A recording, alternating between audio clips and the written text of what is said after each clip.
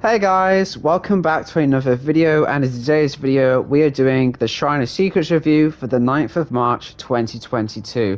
This is my second time trying to record this as I didn't have mic audio enabled for the first one, hence why the perk at the bottom has already been bought. But anyway, we're back with Shrine reviews. It's been like 2-3 weeks I think, so apologies about that. It's just because I only get one day off a week from my uni, which is today, which is also when the shrine resets, and that's also the day that me and my girlfriend usually meet up and do something of the day. Luckily, well, I say luckily, it sounds mean, but like, she's busy today basically, so here I am doing this. I have a PS5 now as well, so you'll notice that it might run a bit faster, I might sound a bit different, and also there'll be no loud-ass PlayStation in the background. It's gone for good, thank God. So hopefully this will be my ultimate motivator to do commentary videos, and honestly I'm really excited to think about doing commentary videos, which is a good sign I think. So I'm sure soon enough when I get some time, maybe today I'll do a bit, but I will try and get some commentary videos, gameplay videos, things like that. But yeah, we're gonna get into this. This should hopefully be a bit shorter because I've already done this, so I kind of know what points to make. But first of all, we have Blood Echo, which is a Oni perk, and this one has it so every time you hook a survivor, all of the survivors who are injured will suffer from hemorrhage and exhaustion for 45 seconds, and then the perk has a cooldown of 60 seconds. So you hook someone, and everyone else who's injured suffers from hemorrhage and exhaustion. Hemorrhage makes it so they bleed more on the ground, and exhaustion obviously cancels out exhaustion perks. Hemorrhage is a weird one because it's not very good at all. It's okay, I guess, like for tracking in some cases, like ultimately though, it's not very good. Exhaustion is good, however, I feel like my problem with this part and also this perk is that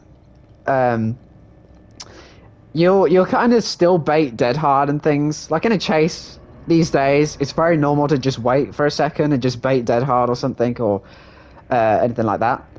But the problem is, when you use this perk, you don't need to do that because they're already exhausted. But I think the muscle memory will just have it so you bait them anyway, even though you don't need to.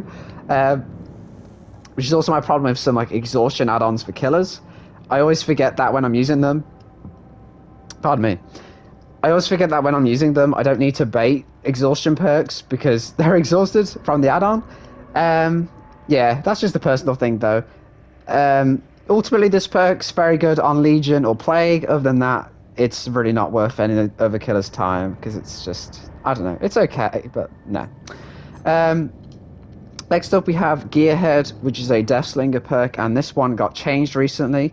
So now, after a survivor loses a health state, the perk activates, and while it is active, each time a survivor completes a great skill check while repairing generator, their aura is revealed to you for 10 seconds. So you hit someone, and then for a bit, every time someone gets a great skill check on a gen, you'll see their aura. This was changed because before you had to do 2 health states, and then I think it showed the gen's aura, not the person's.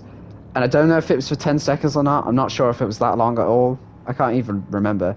But yeah, I think this one is still not great. I think there's still better options like Discordance or Surveillance or the new perk, Call of Brine, I'm pretty sure it's called. There's just a lot of different and also like add-ons. There's even some add-ons like, Wraith's one, for example. Like, and also it's only great skill checks, doesn't count for good ones, and it's only while repairing as well. So ultimately, I think it's okay. I mean, since it's buff, then like I guess it's okay, but like there's just better options to use. And I wouldn't really use this perk still. I'd still rather use the old reliable ones, to be honest, but I don't know. I guess it's not terrible now, but like, there's better options. Next up we have Vigil, which is a Quentin perk. I did just buy this one because I didn't have it before, and I have almost all the teachables in the game, so I'm just clearing up the ones I don't have. This one has it so you and your allies within 8 meters recover from basically every status effect. I don't know if it's every status effect. It's like most of them. But it lists here blindness, broken, exhaustion, exposed, hemorrhage, hindered, and oblivious. You do it 20% faster, and then it persists for 15 seconds once you leave the range, which is pretty good. And I said in my old Shrine review the one I tried to do before. I don't think it's that bad. I think it's like one of those weird niche ones again. Like honestly, these two are kind of niche ones, especially Gearhead. But I think with this one, it's like um, it's niche, but I don't think it's that bad. I think people only care about the exhaustion getting recovered faster, so they can just keep pressing E to dodge, press E to outplay again. But the other ones aren't too bad. Like exposed, honestly, that's not that bad. I don't know if again, I don't know how this perk works, so I guess it just counts for exposed like every time, like haunted grounds and things like that, and Ghostface. I'm not sure. Oblivious is good as well because Oblivious can be a pain in the ass sometimes, so that's good as well. But I think people will only really care about the exhaustion. Also, this does apply to you as well. It's not like Leader, where it kind of does a similar thing, but it only applies to teammates. It does apply to you as well for the 20% faster recovery. So, yeah, it's not bad. I honestly don't think this one's not too bad. I don't think it's like great. You know, it's not like meta. It's not game breaking, but I think it's alright as well. And finally, we have Visionary, which is a Felix perk, and this one's really good for beginners. If you're like a newer player, this one's really good for you because you'll see the generator auras within 32 meters at all times, but then every time a generator is completed, it is disabled for 20 seconds.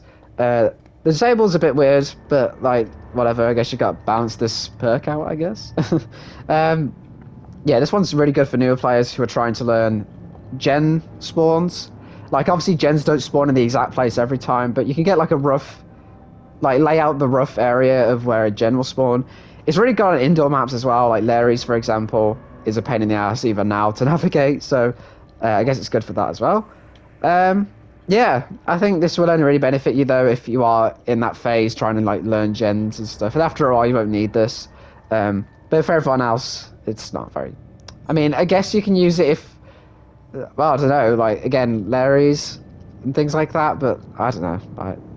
It's a bit of a lucky gambit, I guess, isn't it? If you're going to use it. And which one should I think you buy? I only said Visionary if you are in that boat and you're new and you're trying to learn the maps and stuff.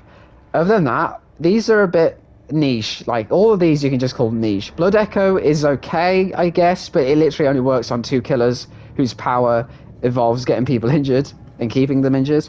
Gearhead, it's just a strange one. It's like, I guess it's okay, but like there's better options. There's like just use surveillance or something, and I don't know. Vigil, again, I don't honestly don't think it's that bad, but also not like brilliant.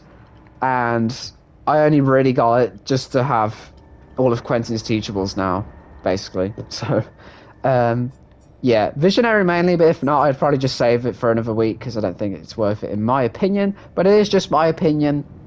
Obviously, you could just buy all these perks if you want and tell me to, you know, that I'm a twat. Well, don't do that, but you know what I mean? Like, you know, you can make your mind up. This is just to kind of guide you a bit and just be like, you know, some of these are kind of weirdly designed, so maybe not. It's just things like that, basically. But guys, that's going to do it from me. I hope you enjoyed. I hope you found this useful. And hopefully I can do some commentary soon and some gameplay videos would be cool. Maybe playing the new killer, because as you can see, I've spent all my points on her. I haven't actually played it yet, so maybe I can do that later or something. But guys, thanks for watching. Hope you enjoyed, and I'll see you in the next one.